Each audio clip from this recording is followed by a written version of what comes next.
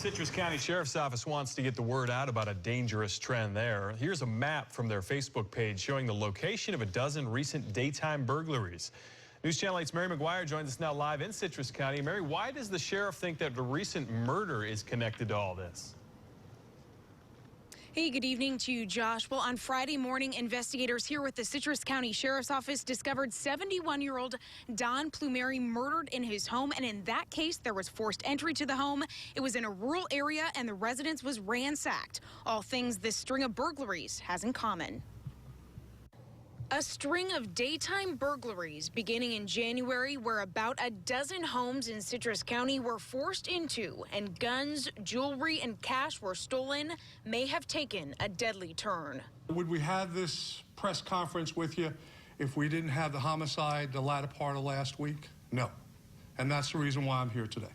On Friday, 71-year-old Don Plumeri was found dead in his home in Dunellen with extensive upper body trauma. The homicide was vicious, it was brutal, and that, of course, you know, whenever you have a crime like that in your community, it sure does elevate the situation where we're at right now.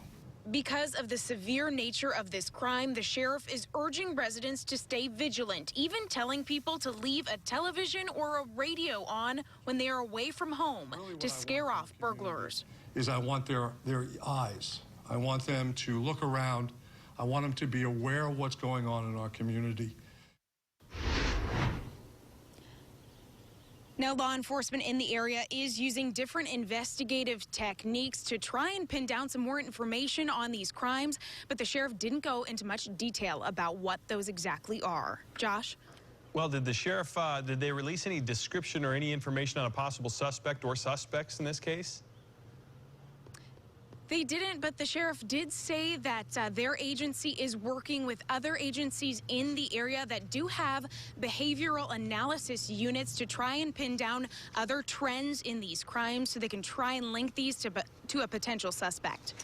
All right, a complicated scenario up there in Citrus County. Mary McGuire live for us in Citrus County. Thanks so much.